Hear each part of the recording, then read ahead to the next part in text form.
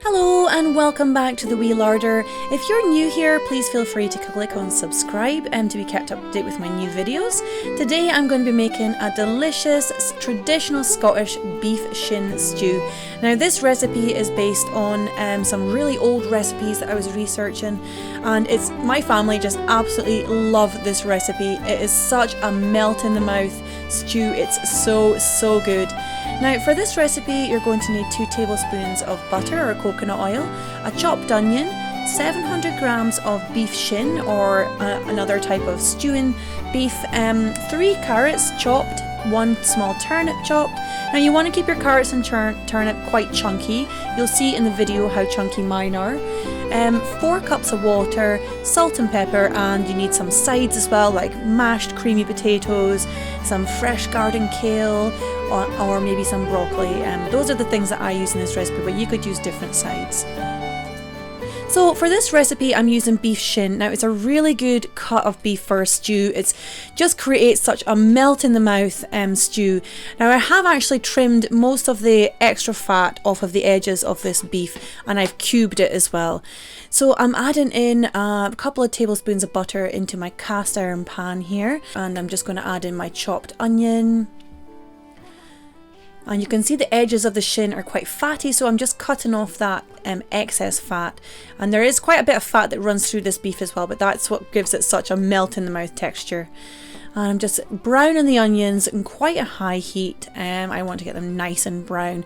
And I'm just going to add the beef in as well, just to brown it and also season it with lots of salt and pepper. And it's just to seal the meat for the slow cooker.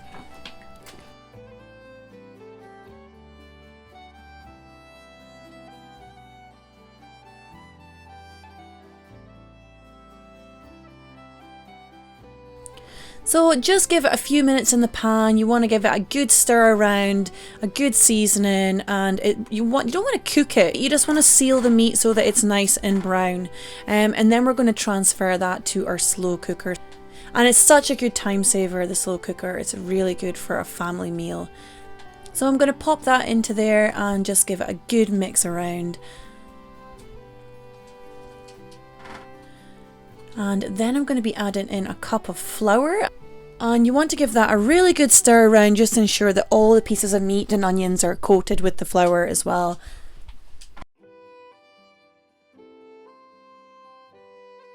So I'm just stirring the flour in now and just making sure that everything is coated with the flour, because this is going to be the base of our creamy beefy sauce.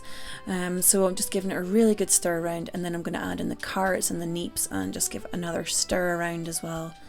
Now you can see my vegetables are really chunky, so you want to keep your carrots and neeps at a really chunky size because they're going to melt down in the slow cooker, and if you make them too small they'll just break away to nothing. So if you make them chunky you're going to get nice buttery melted vegetables. Now I've actually added in a couple of chopped garlic cloves here. I haven't added this in the recipe, it really is optional. Traditionally they wouldn't have done this, but I like a little bit of garlic in here.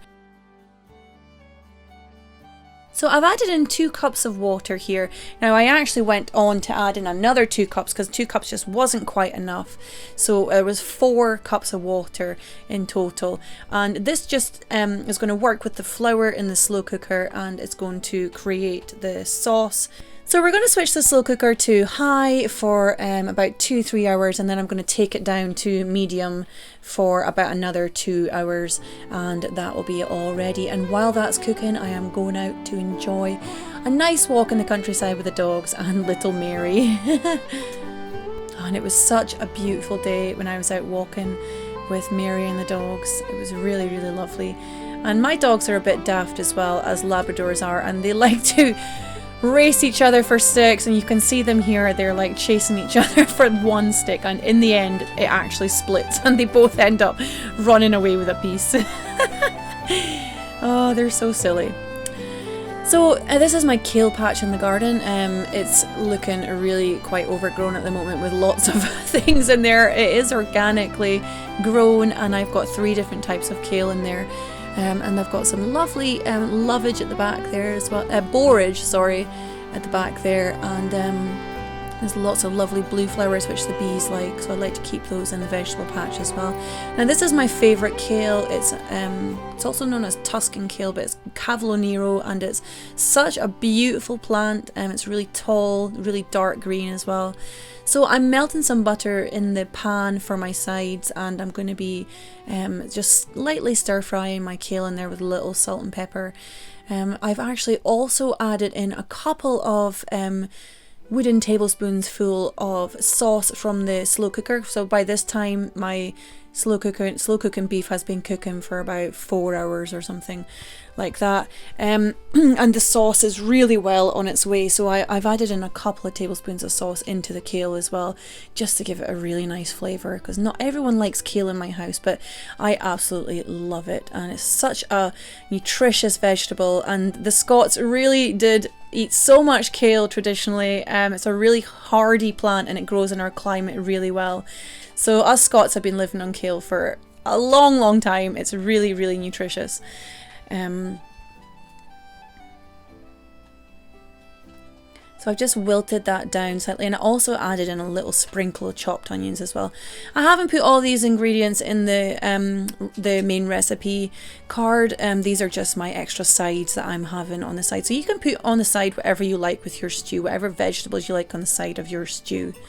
Now I also grabbed a couple of beetroots out of the garden, and I'm also juicing some kale as well. So in my juicer I've got some beetroot, apple, some lemon and some fresh kale from the garden, because I like to consume my kale raw as well, so I like to drink my greens.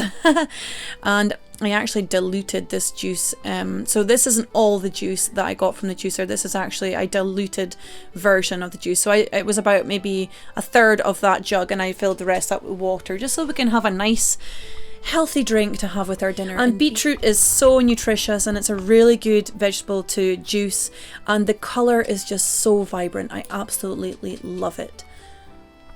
So the stew is almost ready now, and this is about 5 hours or so in total. You can see the meat is really well browned and the vegetables are melt in your mouth texture, and there's a lot of lovely juices in here. It just looks delicious.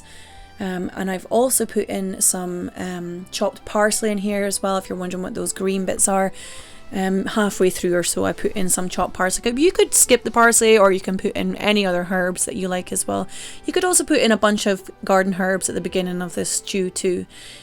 So these vegetables are just so soft now, and the flour and the water and just the beef juices has created such a creamy sauce. Now I've added in some extra parsley in here as well, because I like to get a lot of the green stuff into my meals.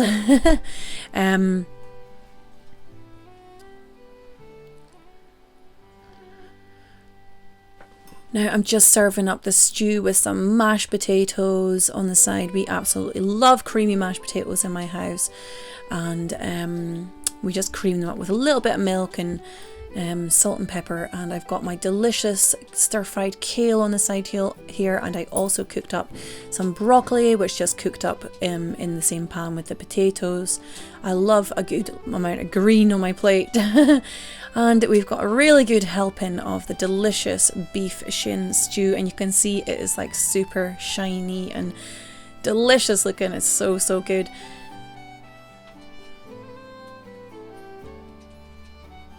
And I love my vegetables, so I've added in a few extra carrots in here as well.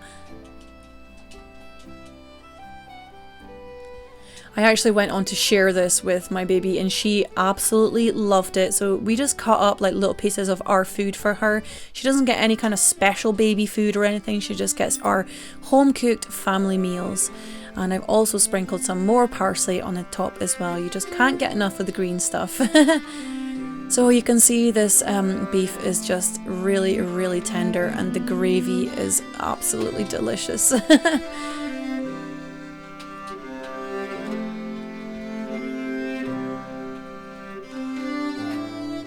There was so much gravy on my plate, I actually went on to like spill it all over the table, as you can see here.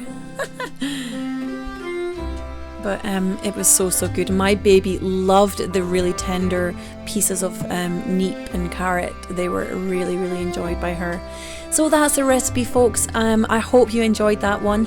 As I say, if you enjoyed this, please click subscribe and you'll be kept up to date with my future recipes. I've got loads of traditional Scottish recipes coming out in the near future. So take care, lots of love, folks. Bye.